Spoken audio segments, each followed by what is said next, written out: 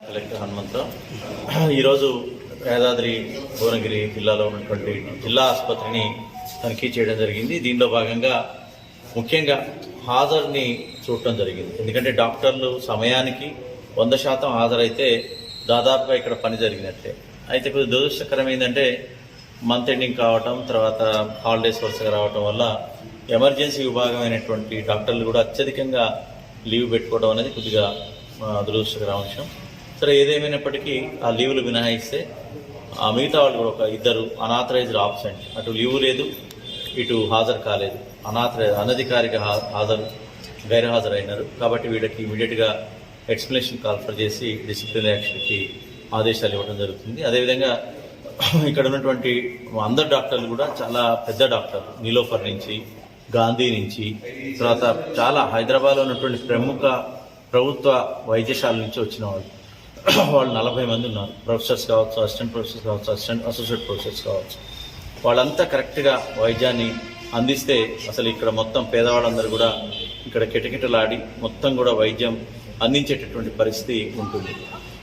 సరే, ఎక్కడో గ్యాప్ ఉంది. సో ఫెసిలిటీస్ లేకనా, లేకపోతే ఈ యొక్క ప్రభుత్వ హాస్పిటల్ మీద ప్రజలకు ఇంకా నమ్మకం కలగకపోవటమా, లేకపోతే ఇంతమంది ఉన్నారని సరిగ్గా గ్రామ స్థాయిలో ప్రచారం కాకపోవటమా, ఏదో కానీ చాలా పేషెంట్స్ యొక్క సంఖ్య చాలా తక్కువ ఉంది. ఎవరైతే పేషెంట్స్ ఉన్నారో వాళ్ళు చాలా హ్యాపీగా ఉన్నారు, ఇక్కడ వైద్యం బాగా చేస్తున్నారు, ఇక్కడ ఫుడ్ బాగుంది అనేటువంటి ఫీడ్బ్యాక్ ఉంది. దాంట్లో లోపం లేదు. కానీ అది ఉన్నదే అరకొరగా ఉన్నారు. 20 బెడ్లు ఉన్నటువంటి ఒక హాల్లో 2-3 ఉన్నారు. సో ఆ పరిస్థితి ఉంది. తరచుగా ఈ డిస్ట్రిక్ట్ హాస్పిటల్ని ఆకస్మిక సందర్శన చేయడం జరుగుతుంది. మొత్తం కూడా ప్రజలకి నమ్మకం కలిగించే విధంగా జిల్లా కలెక్టర్గా అందరికి కూడా పేదవాళ్ళకి, మధ్యతరగతి, ఈవెన్ ఉన్నవాళ్ళకి కూడా ప్రైవేట్ హాస్పిటల్స్కి ఎంతో తప్పనిసరి. ఇక్కడ ఏమైనా వస్తువులు లేకపోతే వెళ్ళాలి, కానీ లేకపోతే ఇక్కడ ఇన్న వస్తువుల నుంచి ఉన్నప్పటికీ, తర్వాత మందులు ఫ్రీ, ఇక్కడ అన్ని వైద్యం ఫ్రీ, డయాగ్నోసిస్ ఫ్రీ. నిష్ణాతులైనటువంటి డాక్టర్లు, ఎంత నిష్ణాతులు అంటే వీళ్ళంతా సర్జన్స్, ప్రొఫెసర్స్.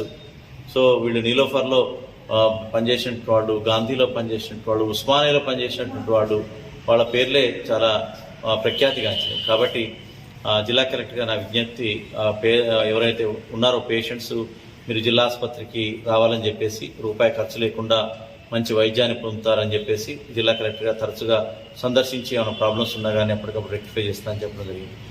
ఇక్కడ ఇంకోటి ఏంటంటే, ఆయుష్ నుంచి ఉన్నటువంటి ఈ హోమియో హాస్పిటల్ కూడా సర్ప్రైజ్గా వచ్చాం. ఇక్కడ కేవలం 3 పేషెంట్స్. అదేవిధంగా ఇక్కడ ఉన్నటువంటి డాక్టర్ అయితే ఇప్పటిదాకా ఉన్నారు, ఇప్పుడు లేరని చెప్తున్నారు.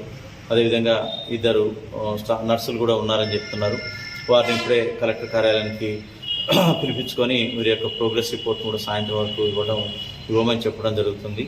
సో హోమియో వైద్యం మీద కూడా ప్రజలకి చాలా వరకు ఇంకా నమ్మకం ఉన్నటువంటి పేషెంట్స్ చాలామంది ఉన్నారు. దీన్ని కూడా మనం ప్రముఖంగా మనం ప్రచారం చేసినట్లయితే హోమియో ఎవరైతే వాడి ఇది దీర్ఘకాలిక వ్యాధులను కూడా, మొండి వ్యాధులు కూడా నయం చేసేటటువంటి, కొద్దిగా లేట్ అవుతుంది కానీ మూలాల నుంచి కూడా పారదోలేటటువంటి ఈ వైద్యం అనేది ఈ హోమియో వైద్యం. కాబట్టి దీనికి సంబంధించి కూడా ఎవరైనా అనాదిగా మీరు సాంప్రదాయంగా పరంగా తాతల తండ్రుల నుంచి కూడా కొన్ని కుటుంబాలు హోమియో వైద్యాన్ని వాడేటటువంటి వాళ్ళు, వాళ్ళకి మీరు ఎక్కడికి పోకుండా ఇక్కడ వైద్యం ఫ్రీ, తర్వాత మందులు ఫ్రీ.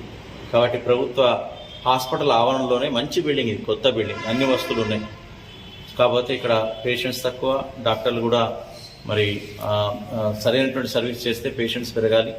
ఈరోజు రివ్యూ చేయడం జరుగుతుంది. అంతేకాకుండా మంగళవారం కూడా పూర్తి స్థాయిలో ఉన్నటువంటి వైద్యులందరితో ఒక సమీక్షా సమావేశం నిర్వహించి వాళ్ళ ఫీడ్బ్యాక్ కూడా తీసుకొని, వాళ్ళ కలిస్తేనే చర్యలు తీసుకోవాలంటే తీసుకుంటూ పోతే కష్టం అవుతుంది. కాబట్టి వాళ్ళను కూడా భాగస్వామ్యం చేసి ఈ హాస్పిటల్ని ఎట్లా మనం పురోగతిలో తీసుకుపోవాలా, పేషెంట్స్కి ఎట్లా నమ్మకం కలిగించాలా, అన్ని సౌకర్యాలు ఎట్లా కల్పించాలా, ఇక్కడ ఉన్నటువంటి మొత్తం కూడా అధునాతనమైనటువంటి ఎక్విప్మెంట్ ఉంటే దాన్ని ఎట్లా వాడుకోవాలా, సో పేదవాళ్ళని బయటికి పంపకుండా, వైద్యానికి కానీ, మెడిసిన్కి కానీ, ప్రతి ఒక్క టెస్టులకు కానీ బయటకు పంపకుండా మన దగ్గరే ఎట్లా చేయాలా. ఎందుకంటే వైద్య ఖర్చులు బయట చేయించుకోవాలంటే చాలా ఇబ్బందికరం. చాలా వాళ్ళకు ఉన్నటువంటి పుస్తలు తాకట్టు పెట్టి కూడా, వాళ్ళకు ఉన్నటువంటి నగలు తాకట్టు పెట్టి కూడా వైద్యానికి అందించే పరిస్థితి బయట ఉంటుంది.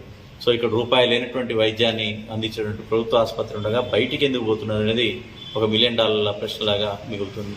సో అందరు కూడా ఇది తరచుగా నేను చేస్తే, ఇప్పుడు వచ్చినప్పటి నుంచి ఇది 2వ సారి. సరే ఇప్పుడు మంగళవారం